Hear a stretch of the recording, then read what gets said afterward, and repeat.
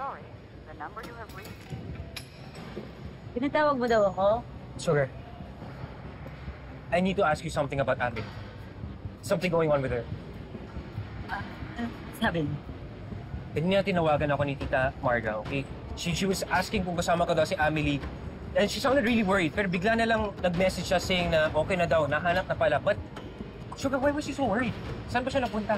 Hindi ko din alam yun. Ko alam. Look, Sugar, she's been telling me past few days na pagod daw siya and she's busy kaya she's been avoiding me.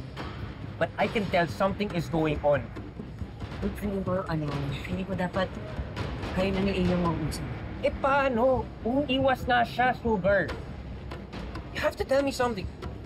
You know something? Who you? Huwag mo nang paigit na dyan, please. Ayoko madamay sa issue ng dalawa. I don't even know what our issue is, Sugar. Sugar, please. Ganito din siya nung nag-break kami dati. I don't know, she's getting cold feet. Does she not want me anymore? Sugar, please, you have to tell me. Look! I don't even... Mom. You keep on rejecting my calls. And I had to come here and talk to you.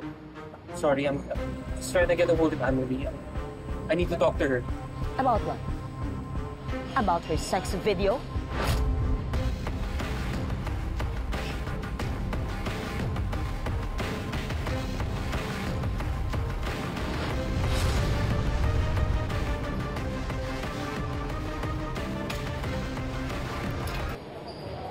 Ma'am, saan niyo nakuha yan?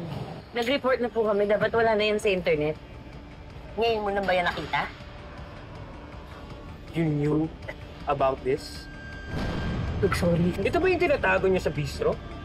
Sorry, kasi naisip ko dapat kay A mo malaman, di ba?